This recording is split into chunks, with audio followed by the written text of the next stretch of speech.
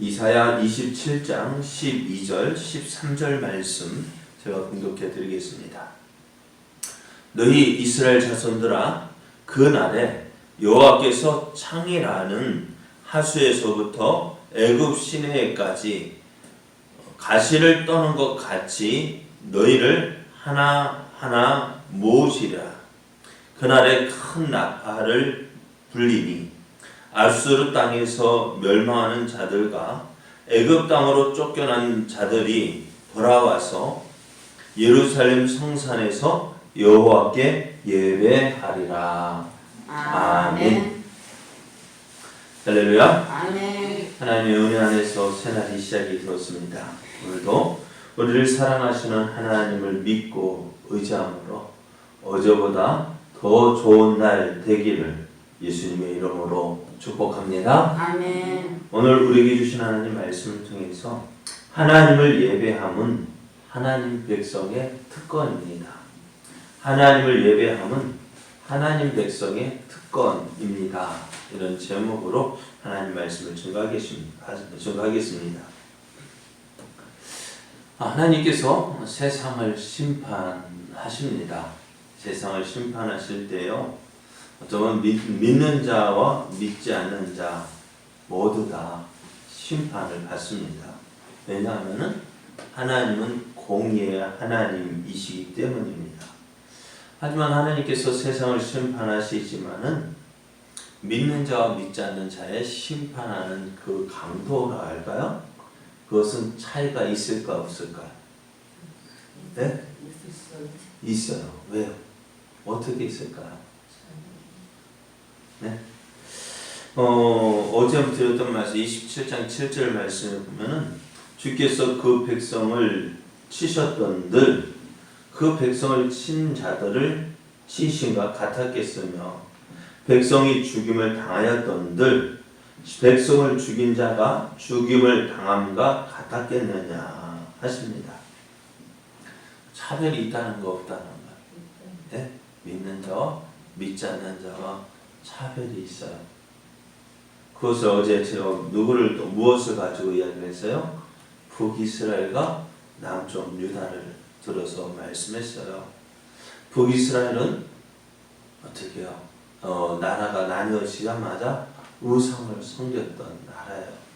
그러다 보니 어떻게 하나님께서 많은 선지자를 보내주셔서 하나님의 살아계심을 보여주셨음에도 불구하고 저들은 하나님 말씀을 듣지 않았어요. 결국 어떻게 하나님 심판을 받게 되어졌는데요.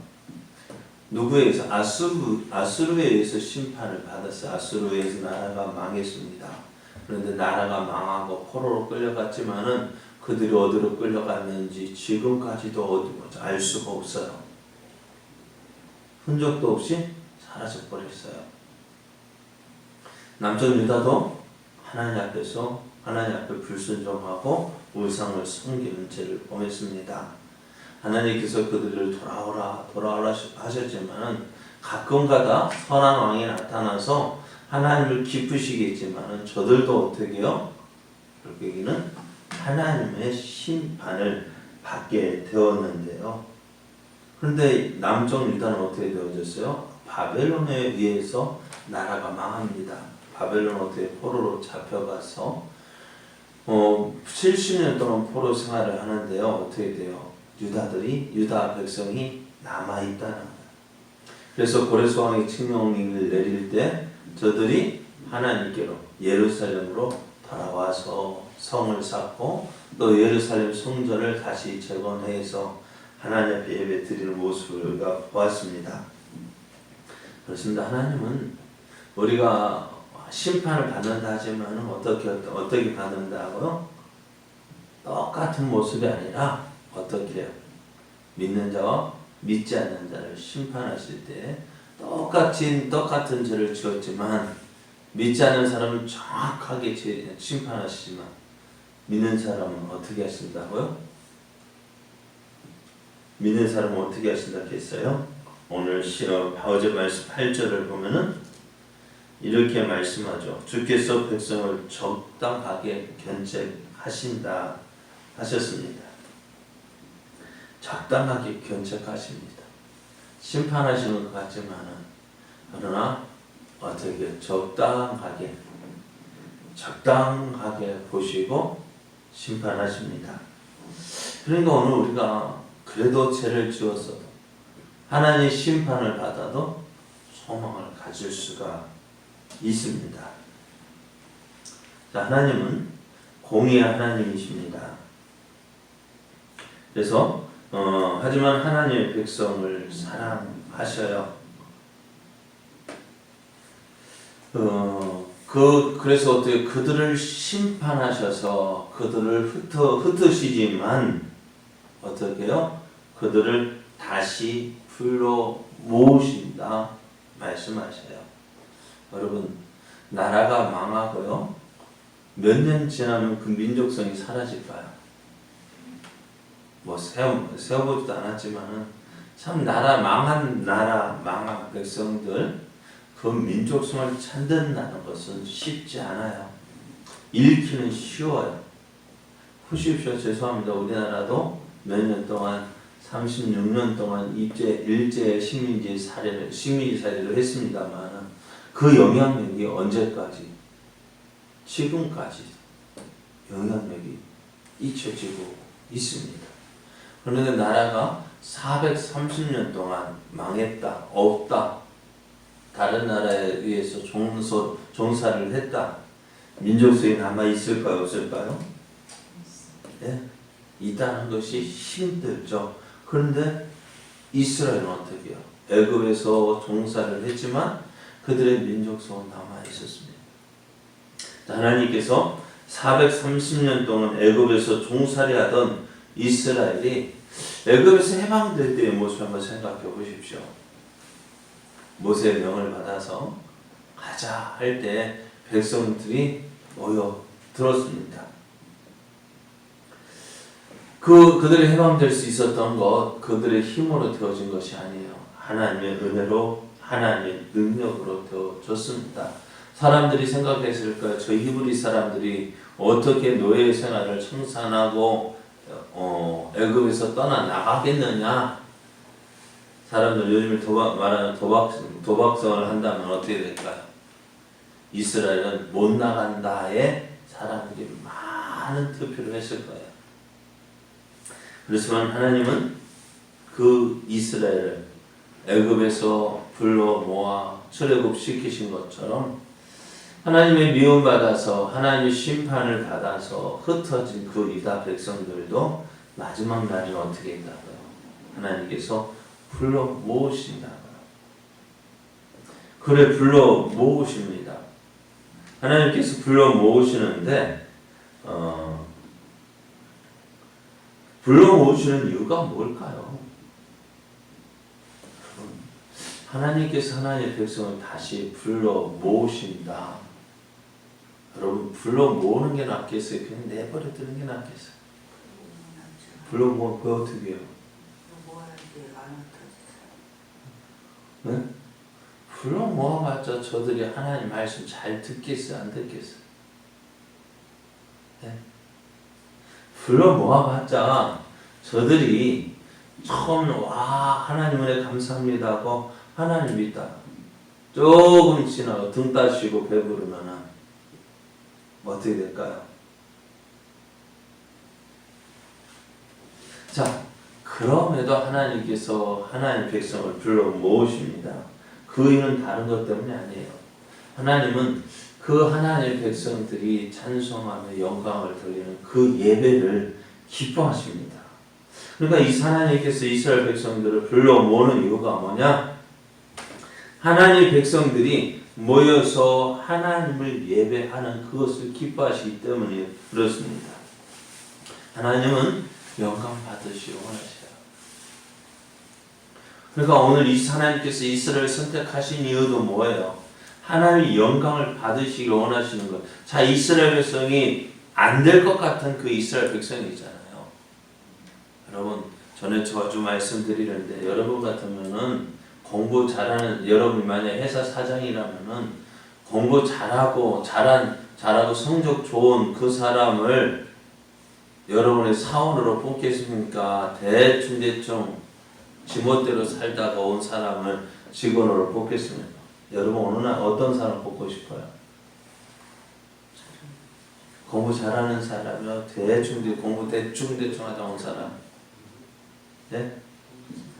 네? 공부 잘하는 사람이겠죠. 그죠?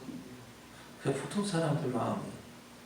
여러분 만약에 나라를 투표해서 여러분이 간다면은 어디 가실래요? 한국에 남아 있을래요? 미국으로 가실래요? 어느 나라 국민 되고 싶어요? 예? 어느 나라 국민 되고 싶어요?